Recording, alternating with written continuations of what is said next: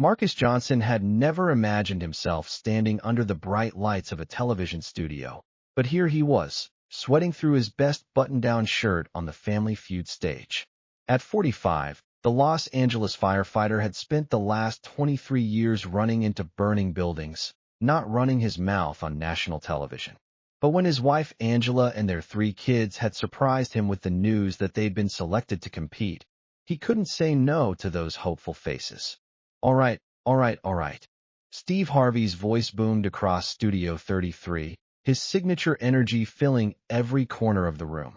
We got the Johnson family from Los Angeles, California. Steve clapped his hands together, that megawatt smile beaming as he walked toward Marcus's family. Now, Marcus, I understand you're a firefighter? Yes, sir, 23 years with the LAFD, Marcus replied, his deep voice steady despite the butterflies in his stomach. Steve's expression shifted to one of genuine respect, the kind that couldn't be faked. He placed a hand over his heart. Brother, let me tell you something right now. He turned to the audience, his voice dropping to that sincere tone that made him more than just a game show host. These men and women, they run toward danger when everybody else is running away. That's a different kind of courage, y'all. The audience erupted in applause. Marcus felt his face warm. He'd never been comfortable with praise. It was just the job, he always said. Just what you did. Now let me meet the rest of this beautiful family, Steve continued, moving down the line. There was Angela, Marcus's wife of 20 years, a high school English teacher with kind eyes and a quick wit. Then came their children, 17-year-old Destiny, who wanted to be a lawyer, 15-year-old Marcus Jr., already following in his father's footsteps in the junior firefighter program, and 12-year-old Isaiah, the family comedian who'd already promised to steal the show. The opposing family, the Hendersons from Atlanta, looked equally nervous and excited across the stage. Steve worked his magic with them too, drawing out laughs and stories with the practiced ease of someone who genuinely loved people. All right, let's play the feud, Steve announced, and the theme music swelled. Give me Marcus. Give me Robert. Marcus stepped up to the podium, facing Robert Henderson, a stocky man about his age who owned a car dealership. They shook hands, firm grip, eye contact, respect. Steve positioned himself between them, card in hand. All right, gentlemen, here we go. Top 8 answers on the board. Steve looked down at his card, then back up at both men. His expression shifted slightly, and Marcus could swear he saw something deeper in Steve's eyes. We asked 100 people. Name something people consider a real-life hero. Marcus's hand hovered over the buzzer. This was it. First question. Set the tone. Buzz. Robert hit it first. Firefighters. Firefighters. Steve called out, pointing at the board. Ding. Number 1 answer. 32 points. The Henderson family exploded in celebration, and Robert jogged back to his family, choosing to play. Marcus returned to his family's side, and Angela squeezed his hand. It's okay, baby. We got this. The Hendersons played well, getting doctors, police officers, and military personnel before striking out on their 4th answer. Steve walked over to the Johnson family, that trademark smile in place. All right, Johnson family, we can steal this whole thing with just 1 answer. For answers still up there. He looked at each family member. Remember, we're talking about real-life heroes. Marcus stood at the end of the line, watching as Steve started with Isaiah. Little man, what you got? Teachers. Isaiah called out confidently, making his mother beam. Teachers. That's my wife right there, Marcus whispered to Angela. Ding. Number 6, with 8 points. There we go. Steve high-fived Isaiah and moved to Marcus Jr. Big Marcus, what you thinking? Paramedics, Steve. Paramedics. Ding. Number 4, 14 points. Steve moved to Destiny. College girl, talk to me. Nurses. Nurses. Steve looked hopeful. Ding. Number 7, 6 points. Now it was Angela's turn. Steve stood in front of her, and Marcus could see his wife thinking hard. Mrs. Johnson, 3 answers left. What are we missing? Soldiers. Angela offered. Soldiers. Steve called out, but his tone suggested he wasn't sure. Buzz. Wrong answer. That's okay. That's okay, Steve said, keeping the energy up. He moved to Marcus. Big Marcus, this is all on you, brother. We got 3 answers still up there. What people consider real-life heroes. Marcus's mind raced. What was left? What hadn't been said? He thought about his job, about the people he'd met over the years, about what heroism really meant. And then, like a wave crashing over him, a memory surfaced. 20 years ago, a cold February morning, the warehouse fire on Alameda Street. He was 25 then, barely a year on the job, still so green he could taste it. The warehouse had been abandoned, or so they'd thought, until someone heard the screaming. Children's voices. Squatters had been using the building, and there were kids inside.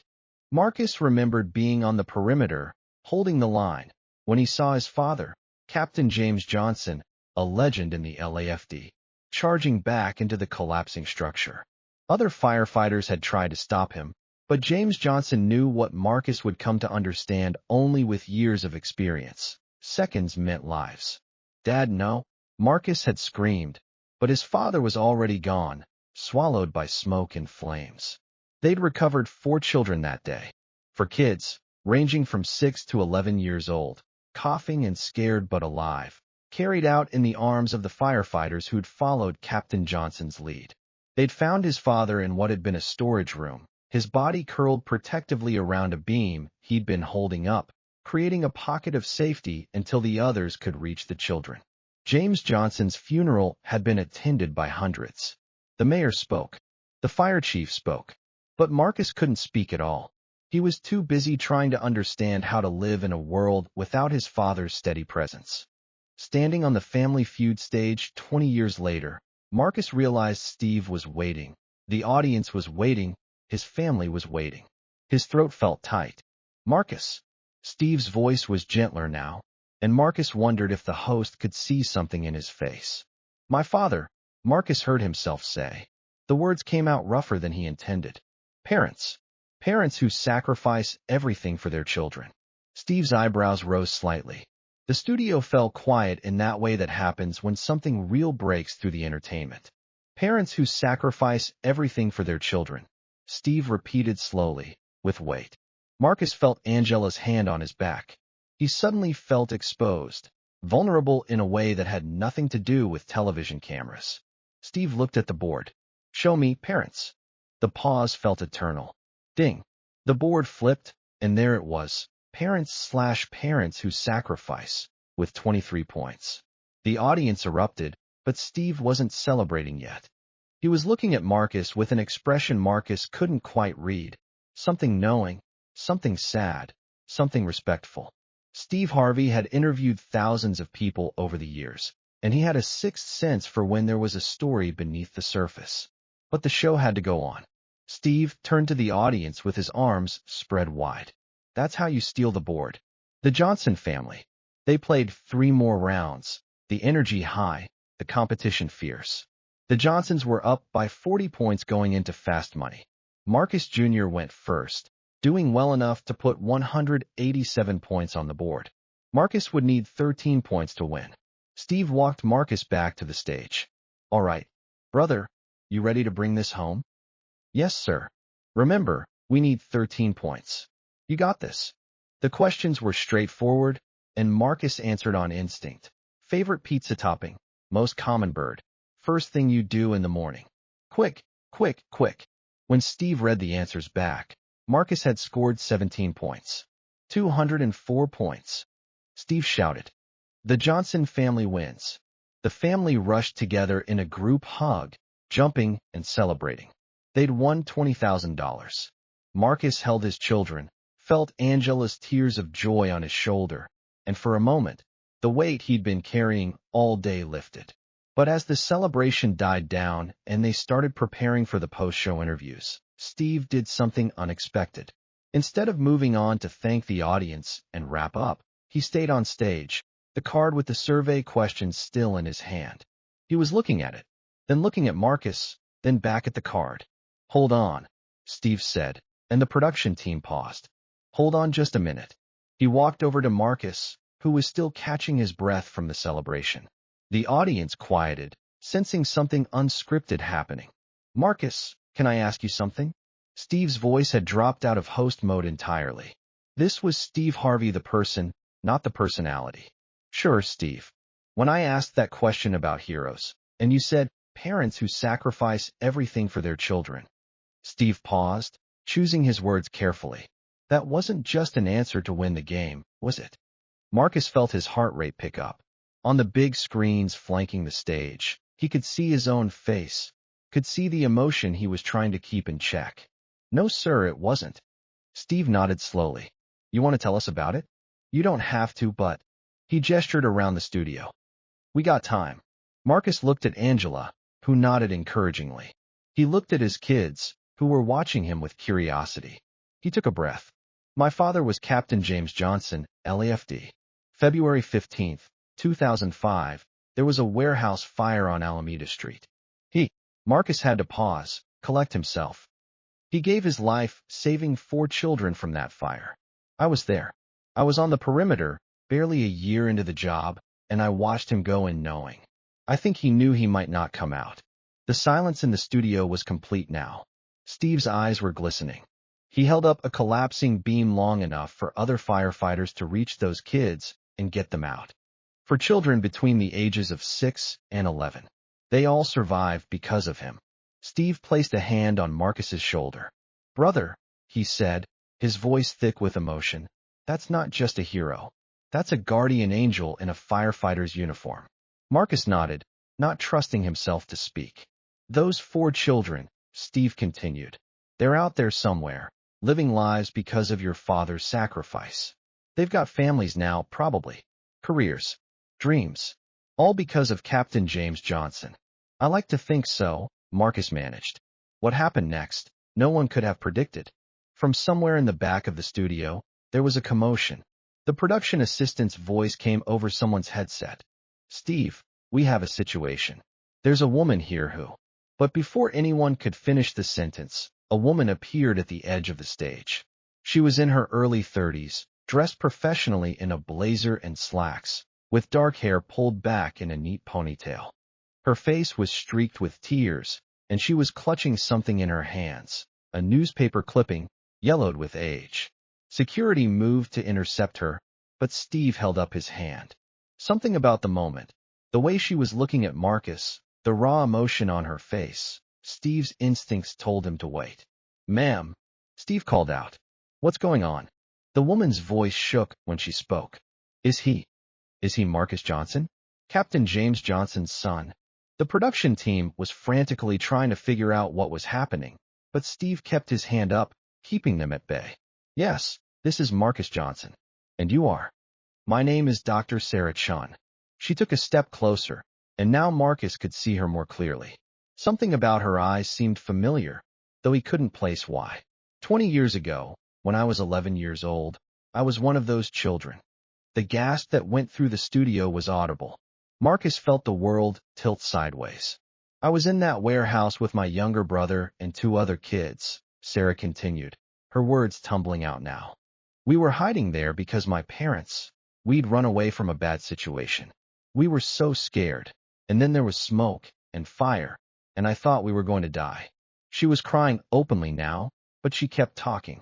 I remember a firefighter appearing through the smoke like something out of a dream. He had this deep voice, and he told us not to be afraid. He said he was going to get us out. When the ceiling started to collapse, he pushed us toward the other firefighters and held up the beam.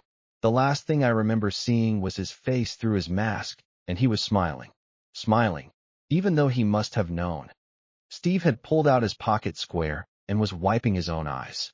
The cameras were still rolling, capturing every second of this unscripted moment. Marcus couldn't move, couldn't speak. This woman, this doctor, had been one of the children his father died saving. I've been looking for you, Sarah said, addressing Marcus directly now. For years, I've been trying to find you. I knew Captain Johnson had a son who was also a firefighter, but I didn't know your first name, didn't know where you were stationed. I've called firehouses, I've searched online, She laughed through her tears. I've even watched Family Feud religiously, hoping maybe one day. And then today, I'm at the hospital, and a patient has your show on, and I hear Steve ask about heroes, and I hear you, and I see your name, and I couldn't believe it. Steve looked at the production team. "Y'all better be getting this," he said, pointing at the cameras. Then to Sarah. "Come on up here, doctor. Come on." Sarah climbed onto the stage, and Marcus found himself walking toward her as if pulled by an invisible force. They stood facing each other, this firefighter and this doctor, connected by a tragedy and a sacrifice that had occurred 20 years ago. "Your father saved my life," Sarah said simply, "and I need you to know what that meant." Steve, showing the emotional intelligence that made him more than just a comedian and game show host, pulled up stools for both of them. The Hendersons and the Johnson family watched from the sides, forgotten in the weight of this moment. The audience was silent, riveted.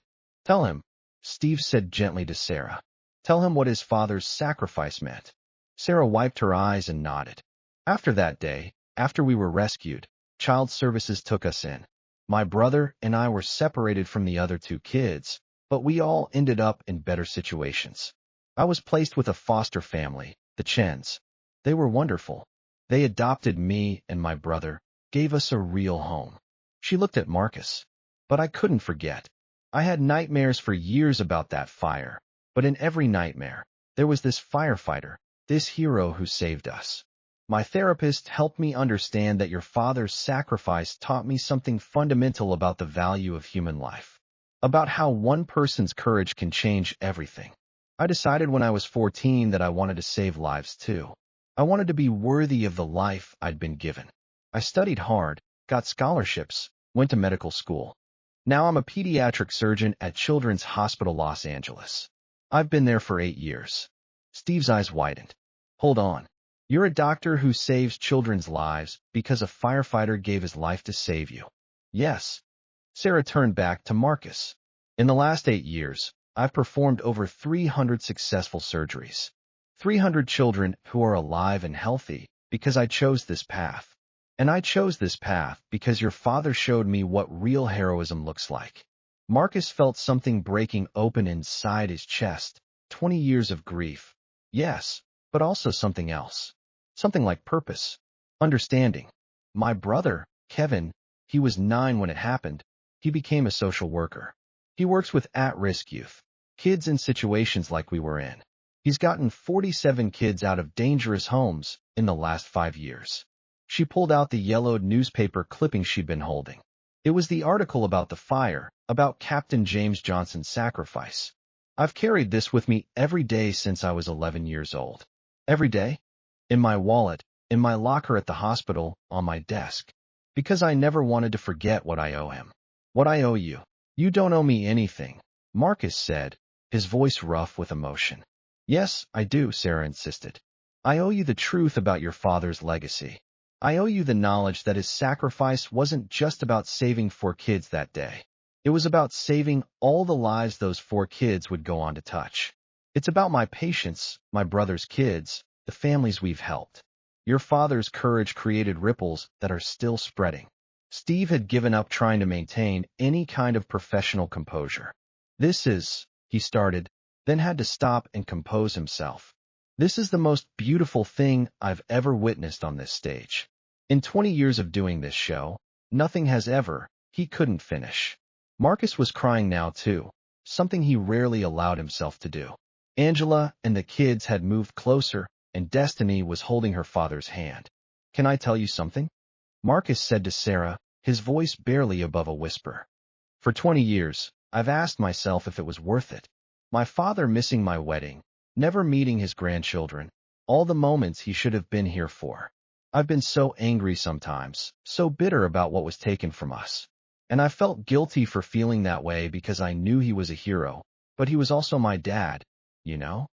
"I know," Sarah said softly. "But hearing you, meeting you, understanding what came from that day, it doesn't make it hurt less, but it makes it mean something bigger than just my pain.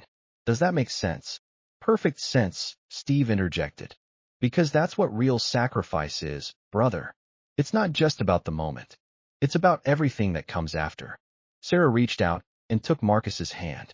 "There's more. The other 2 children from that day, Tommy Rodriguez and Ashley Williams.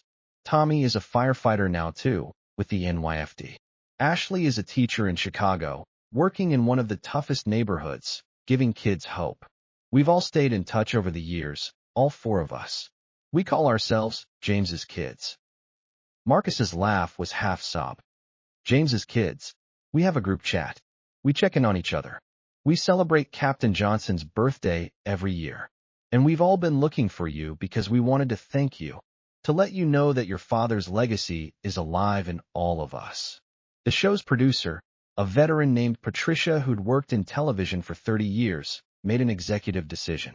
They weren't going to cut this. They'd extend the episode, create a special, do whatever it took to capture this moment properly. Steve, with his natural ability to navigate emotional moments, suggested they all sit down, the Johnson family, Sarah, and himself. The cameras kept rolling. Sarah, Steve said, you said you've been looking for Marcus. What did you want to say to him? Sarah took a deep breath. I wanted him to know that his father's death wasn't in vain. I wanted him to meet the person I became because of Captain Johnson's sacrifice. But more than that, she looked at Marcus. I wanted to ask you about him. What was he like? All I have is that one memory of a man in the smoke, telling me it would be okay.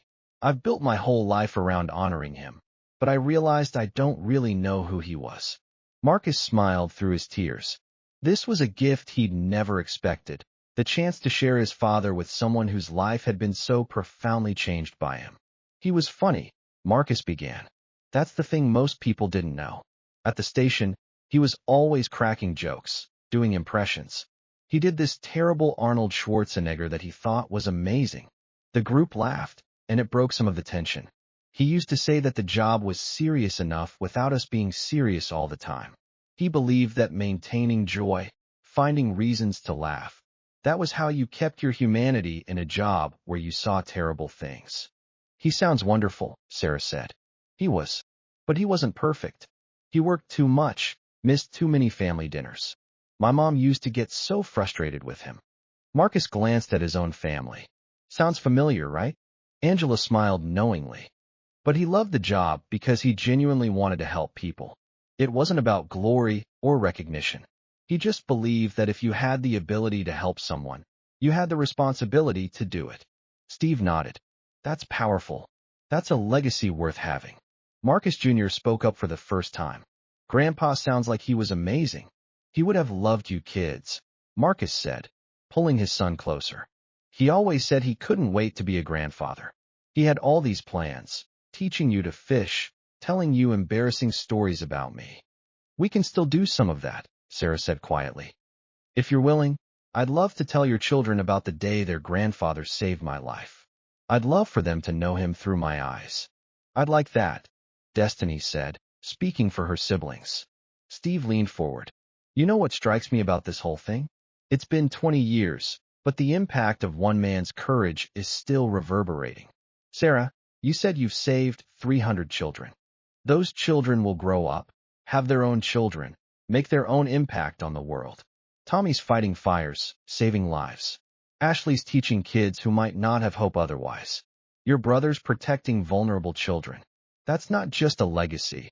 That's immortality. That's exactly what I wanted Marcus to understand, Sarah said. Your father isn't gone.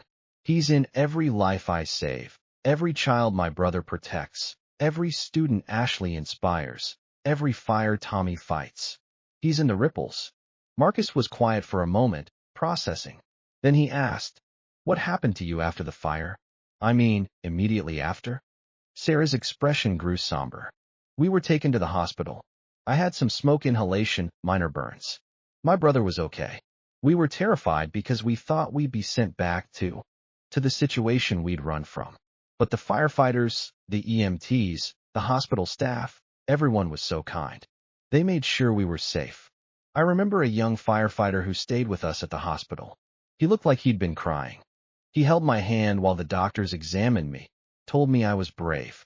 I wonder now if that was you. Marcus felt a chill run down his spine. I did go to the hospital that day. I wasn't supposed to. I was too junior, wasn't on the call. But after they brought my dad out, I couldn't stay at the scene. I followed the ambulance. I needed to see that someone had survived, that it meant something. That was you, Sarah whispered. That was you holding my hand. I remember now. You had these brown eyes, and you kept telling me it would be okay. They sat in silence, the weight of the moment settling over everyone. 20 years ago, a young firefighter grieving his father had held the hand of a scared little girl, neither knowing how their paths would cross again. Steve, ever the showman even in the midst of genuine emotion, had one more surprise. Sarah, I know you came here spontaneously, but I'm wondering, are the other kids, James's kids, are they able to come here? Sarah's eyes widened. I don't know. I could call them. Please do, Steve encouraged. While Sarah made frantic phone calls, Steve turned to the audience and the cameras. Folks, we're going to take a little break from our regular programming here. What we're witnessing is something extraordinary, and we're going to make sure we do it right. During the break, the production team worked their magic. Tommy Rodriguez was in New York, but they got him on video call, his firefighter's uniform visible in the frame. Ashley Williams was actually in Los Angeles visiting family and could be at the studio in an hour. Sarah's brother Kevin was at work, but could get there too. When they reconvened, Steve had Tommy on a large screen. The firefighter, now 30 years old and built like a tank, looked at Marcus with tears in his eyes. Marcus Johnson, Tommy said from across the country, I've wanted to meet you my whole adult life. Your father was the first hero I ever knew. He's the reason I became a firefighter. Every time I go into a burning building, I think about Captain Johnson and how he showed me that real courage is acting despite the fear. How many years have you been on the job? Marcus asked. 9 years with the NYFD. I've got 3 commendations for bravery, but I don't feel brave. I just do what your dad taught me to do. You run toward danger to save people who can't save themselves. Angela was crying. The kids were crying. Steve was crying. Half the audience was crying. By the time Ashley arrived at the studio, along with Sarah's brother Kevin, the taping had already run 3 hours over schedule. Nobody cared. Patricia, the producer, knew they had something special, something that transcended game show entertainment. Ashley Williams was a tall, athletic woman with warm eyes and a gentle demeanor. She hugged Marcus like she'd known him forever. I teach 8th grade English, she told him. Every year, on February 15th, I tell my students about Captain James Johnson. I tell them about real heroism, about sacrifice, about how one person's courage can change the trajectory of someone's entire life. My students write essays about heroes in their own lives. Some of them have gone on to become teachers, social workers, firefighters because of those lessons. Kevin Chen, Sarah's brother, was quieter, more reserved. But when he spoke, his words carried weight. I was 9 years old, hiding in that warehouse, convinced I was going to die. Your father's voice cut through my terror. He said, I've got you, son. You're safe now. I've said those same words to 47 children I've removed from dangerous homes. I say it the exact same way your father said it to me, because I know how much those words can mean to a scared child. As the sun set outside the studio, Marcus found himself surrounded by his father's legacy in human form. These 4 people, Sarah, Tommy, Ashley, and Kevin, were living proof that James Johnson's sacrifice had mattered. Steve, who had been a relatively quiet observer for the last hour, finally spoke. Marcus, I want to ask you something, and you don't have to answer on camera if you don't want to. But has this changed anything for you? Meeting these folks. Marcus took his time answering. He looked at his wife, his children, and then at the 4 people his father had saved. For 20 years, he said slowly, I've carried this weight, this anger, this loss, this question of whether it was worth it. My father missed my high school graduation, my wedding, the births of his grandchildren. There have been so many moments when I needed him, and he wasn't there because he chose to save 4 children he didn't even know. He paused, and the studio held its collective breath. Meeting you all, hearing about your lives, understanding the ripple effect of that one act of courage, it doesn't bring him back. It doesn't fill the hole he left, but it gives that hole meaning. It transforms my grief from something purely personal into something bigger, more purposeful. He looked at Sarah. You saved children's lives because my father saved yours. That means every child you save is part of his legacy too. The same goes for all of you. My father's grandchildren never got to meet him, but they get to see his impact in the world. That's not nothing. That's actually everything. Steve nodded, understanding. It's like your father planted a tree he knew he'd never see grow, but he trusted that it would provide shade for people who needed it.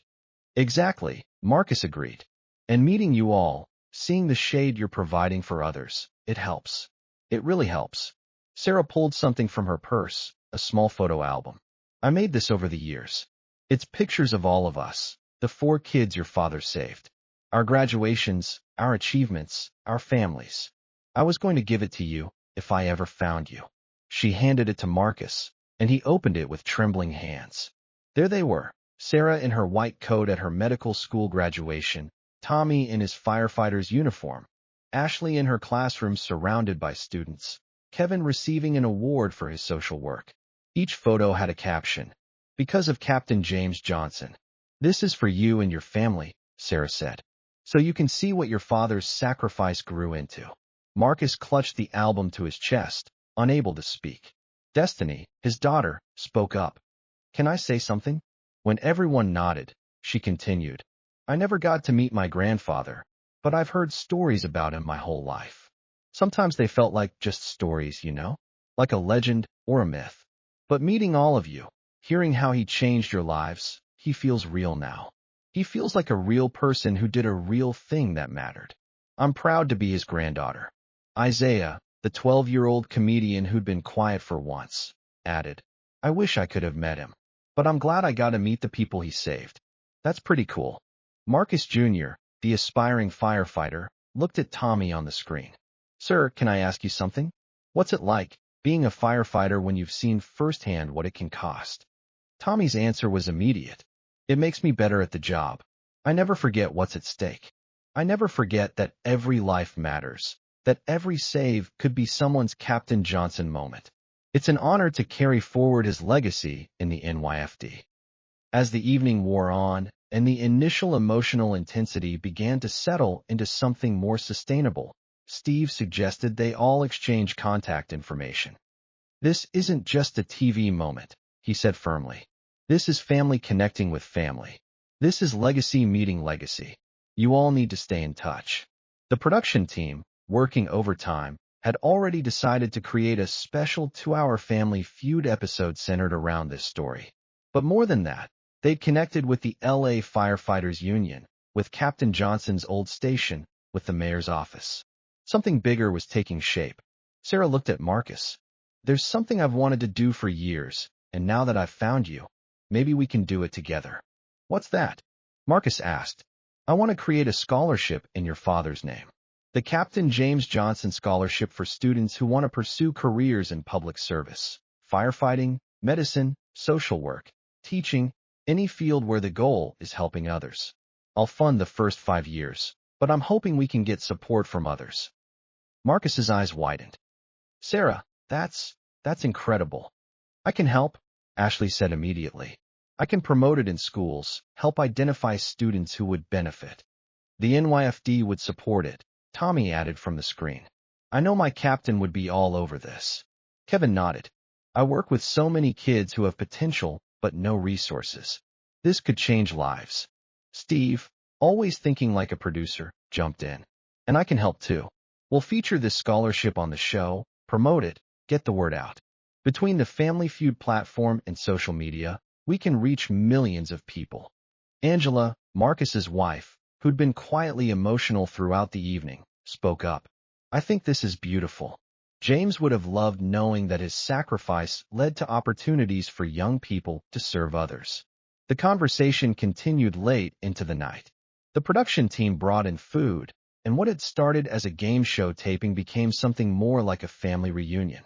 Stories were shared, laughter mixed with tears, and plans were made. At one point, Marcus found himself in a quiet corner with Sarah, just the two of them. "Can I ask you something?" he said. "Anything." "What was the hardest part? After the fire, after you were saved, what was the hardest thing you dealt with?" Sarah considered the question carefully. "The survivor's guilt. Knowing that I lived because someone else died. For years, I felt like I had to earn the right to the life I'd been given. It drove me, but it also weighed on me. It took a lot of therapy to understand that the best way to honor your father's sacrifice wasn't to punish myself with impossible standards, but to live fully and purposefully. Marcus nodded. I think I've been dealing with a different version of the same thing. Feeling like I had to be perfect because my father died being a hero. Like any mistake I made would dishonor his memory. But that's not what heroes want for the people they save, Sarah said softly. They want them to live. Really live. To make mistakes and learn from them. To be human. To be happy. You think he'd be proud of me? Marcus asked, the question he'd been carrying for 20 years. I know he would be, Sarah answered without hesitation. You're a firefighter like he was. You have a beautiful family. You're raising good kids. You ran into that warehouse every day for 23 years, just like he did. Of course he'd be proud. 3 months later, the special episode of Family Feud aired, titled The Answer That Changed Everything. It had been edited carefully to preserve the emotional authenticity while creating a coherent narrative. Steve had recorded a special introduction explaining the extraordinary circumstances. The episode ended not with the game itself, but with footage from a ceremony at LAFD Station 47, where Captain James Johnson had served. All 4 of the people he'd saved were there, along with Marcus and his family. The mayor was present, as were dozens of firefighters. They unveiled a memorial plaque in Captain Johnson's honor and announced the Captain James Johnson Scholarship for Public Service. The first 5 recipients were introduced, young people who'd committed to careers helping others. Sarah, Tommy, Ashley, and Kevin each spoke about how one firefighter's courage had created a ripple effect that was still spreading 20 years later. But the most powerful moment came when Marcus, standing at his father's memorial, addressed the crowd. My father used to say that the job of a firefighter wasn't just about putting out fires. It was about lighting fires in people's hearts, inspiring them to be brave, to help others, to stand up when standing up was hard. For 20 years, I thought his fire had been extinguished when he died. But meeting Sarah, Tommy, Ashley, and Kevin showed me I was wrong. His fire is still burning. It's burning in every life they save, every student they inspire, every child they protect. It's burning in my children, who now understand that their grandfather was more than just a name on a plaque. He was a catalyst for goodness in the world. He paused, looking at the 4 people who'd been children in a warehouse fire 2 decades ago. My father gave his life for 4 strangers. Those 4 strangers have gone on to touch thousands of lives. That's not tragedy, that's triumph. That's immortality. And I'm grateful to finally understand that. The episode ended with all of them together. Marcus's family, James's kids and their families, Steve Harvey, and a station full of firefighters, standing in front of Captain James Johnson's memorial. The camera pulled back slowly, showing the interconnected web of lives that one act of courage had created. Steve's final words played over the image. We started this episode with a simple game show question about heroes. We're ending it with the understanding that real heroism isn't just about the moment. It's about the legacy. It's about the lives touched, the ripples created, the goodness multiplied across time. Captain James Johnson died 20 years ago, but his impact is very much alive. In the doctor who saves lives, the firefighter who runs into danger, the teacher who inspires students, the social worker who protects children, and in the son who carries his father's courage forward every day. That's what real heroes do. They plant trees they'll never see grow. But sometimes, if we're lucky, we get to see the forest their courage created. And it's beautiful. The Johnson family reunion had become an annual tradition. Every February 15th, the anniversary of the warehouse fire, they all gathered, not to mourn, but to celebrate. Marcus and his family, Sarah and her family, Tommy flying in from New York, Ashley bringing her students' hero essays, Kevin with updates on the children he'd helped. The Captain James Johnson Scholarship had taken off beyond anyone's expectations. The Family Feud episode had gone viral, and donations had poured in from around the country. They'd be able to award scholarships to 20 students in the second year, with plans to expand further. More than that, the story had inspired others. Firehouses around the country had started their own scholarship funds honoring fallen firefighters. Schools were using the story in their curriculum to talk about legacy and sacrifice. The hashtag James Kids had become a movement of people sharing stories of how someone's sacrifice or courage had changed their lives. Marcus stood on the stage of a high school auditorium, speaking to students about his father. Destiny was with him, now a college freshman studying pre-law. Marcus Jr. had just been accepted into the Fire Academy. Isaiah, now 13, was filming everything for a documentary he was making for school. After the presentation, a young girl approached Marcus. She was maybe 14, quiet and serious. "Mr. Johnson?" she said hesitantly. "Yes. I just wanted to say thank you. I heard your story, and it made me realize something. My mom is a police officer. She works really dangerous shifts, and I'm always scared she won't come home. But hearing about your dad, about how his sacrifice created all this good in the world, it helps me understand why she does what she does. It makes me proud instead of just scared." Marcus knelt down to her level. "What's your name?" "Emma." "Emma, your mother is a hero. And you know what? You're part of her legacy too. The fact that you understand and support what she does, even when it's scary, that takes courage. Your mother is out there protecting people because she knows she's got someone like you to come home to. That's powerful." The girl smiled, tears in her eyes, and hugged him before running back to her friends. Destiny watched the exchange and put her arm around her father. "You're good at this, Dad. Grandpa would be proud." "I learned from the best," Marcus replied, thinking of his father, but also of Sarah, Tommy, Ashley, and Kevin. The four people who'd taught him that tragedy could be transformed into purpose, that loss could become legacy, and that one act of courage could echo through generations. That evening, all of them gathered at Marcus's house. Angela had cooked a feast, and the house was full of laughter and conversation. At one point, Marcus found himself on the back porch with Steve Harvey, who'd flown in specifically for the anniversary gathering. "You know," Steve said, looking out at the sunset, "in 20 years of hosting that show, I've seen a lot of moments. Funny moments, touching moments, weird moments. But what happened on that stage with you and Sarah, that was transcendent. That was bigger than television." "It changed my life," Marcus said simply. "It changed a lot of lives," Steve corrected, "including mine. It reminded me why I do what I do, not just for the laughs or the ratings, but for those moments of real human connection, for the chance to witness something profound and share it with the world." Inside, they could hear Isaiah trying to teach Sarah's kids a dance from TikTok, Angela and Sarah discussing a book they'd both read, Tommy arm wrestling with Marcus Jr., Ashley showing Destiny her classroom through video chat. "Look at that," Steve said, gesturing toward the window. "That's not tragedy. That's not loss. That's life, abundant and beautiful, growing from seeds planted in sacrifice. That's your father's gift, Marcus. Not just that he saved 4 kids, but that he showed all of us what it means to give everything for something bigger than yourself." Marcus smiled, feeling at peace in a way he hadn't in 20 years. "You know what the best part is? My kids know their grandfather now, not just as a name or a story, but through the people he saved and the legacy he created. That's more than I ever hoped for." As the last light faded from the sky, Marcus looked up at the stars and thought about his father. In his mind's eye, he could see James Johnson smiling that smile, the one that said he knew something beautiful was coming. And he was right. The seeds of sacrifice had bloomed into a garden of lives saved, children inspired, and legacy preserved. The answer to Steve Harvey's question about heroes wasn't just on a game show board. It was in this house, in these relationships, in the ripples still spreading outward from one firefighter's courage 20 years ago. Marcus finally understood.